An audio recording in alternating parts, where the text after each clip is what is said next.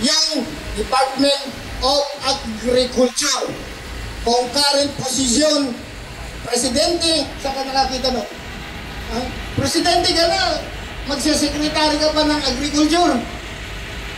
Kung hindi ka ba naman may hiding agenda, kung papatapi-tapi natin yan. Nung umupo na siya, sabi niya, ang pangarap niya ay pababain ang bigas. Pero anong nangyari?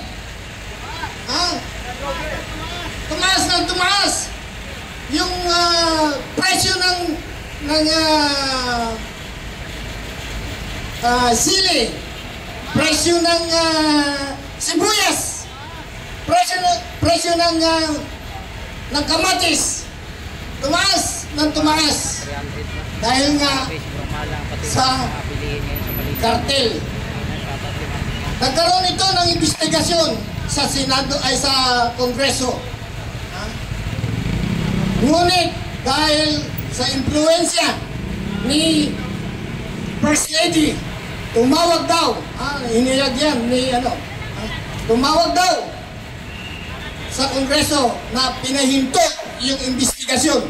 Kung maalala nyo, dahil nasasangkot sa smuggling, ang may hawak daw ay yung kapatid niya. Sino yun? Si Araneta. Yung kapatid niya. Martin Araneta. Kaya, totoo, yung pata-pata ni yung maalala nyo, si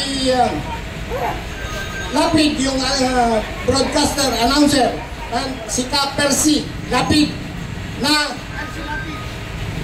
napapaligiran ng mga sindikato ang gobyerno ni Marcos. Palubog na dahil nga napapaligiran ng sindikato. Anong sindikato? Sindikato ng sugal, sindikato ng drugs, sindikato ng smuggling, sindikato din daw ng drugs.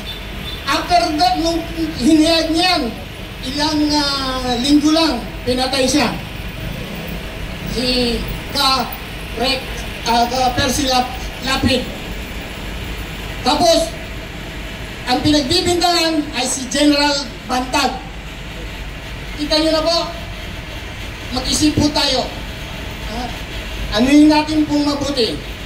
Isa pa, itong mga pahayag ni Saldi Co, na dating chairman ng appropriation sa lower house.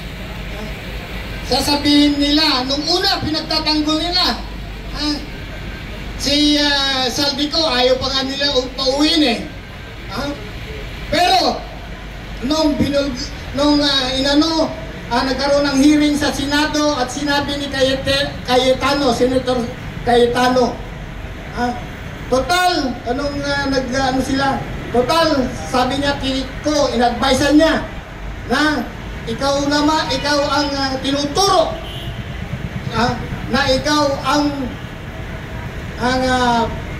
may alam, may control sa appropriation, at ikaw ang kumbaga lahat ng sisi sa kanya binabaksak. Sinabihan niya na dapat kang magsalita na. Papayag ka bang ikaw lang ang maghirap na makulong? Ituro mo yung mga kasama mo. It is a syndicate. Yung mga nangyayari dito na nakawan ng pondo ng bayan. Ituro mo at pare-pares kayong makulong, magdusa. Hindi yung ikaw lang. O yun, lumabas si Saldi Co at paunti-unti niyang sinabi, hinihiyag kung sino-sino yung taong involved sa nakawan dito sa Ghost Project sa DPWH. Isa pa, sinabi rin ni Congressman Tiangco noong pang November 24, 2024 na pinatawag sila, siya, si Tiangco, si Romualdez at si Saldico. At pinagagalitan daw ni Marcos yung dalawa. Na tinatanong ba, ilang bang jet plane ang kailangan nyo? Ilang bang bahay ang kailangan nyo na bibili nyo? Marami ng nakawan nangyayari dyan sa Kongreso. Di ibig sabihin, noong pa man, alam na niya na ang mga korupsyon. Bakit hindi niya inimbestigahan noon? Tsaka lang lumabas. Ito lang. Nung mabibisto niya. Pinagalitan daw. Alam mo, Martin, sabi niya doon sa pinsan niya, wala akong dyan, walang napupunta sa akin. Yan ang pagkasabi. Ano yung ni Toby Chango, congressman, yung pagsasalaysay niya nung nasa hearing siya. At saka sa mga interview niya. Wala at napupunta sa akin. See the words, walang napupunta sa akin. Pero nung meron ng delivery, ano na? O di, pinirmahan niya yung GAA. Alam niyo po, talagang syndicated o parang mafia ang nangyayari sa pagnanakaw ng kaban ng bayan. Nung sinabi ni Marcos na wala siyang alam at hinahanap niya yung flood projects, bakit nagkaganito ang ating gobyerno? Naniniwala ba kayo doon? Naniniwala kayo doon? Hindi. Kasi November 24 pa lang, 2024, alam na niya.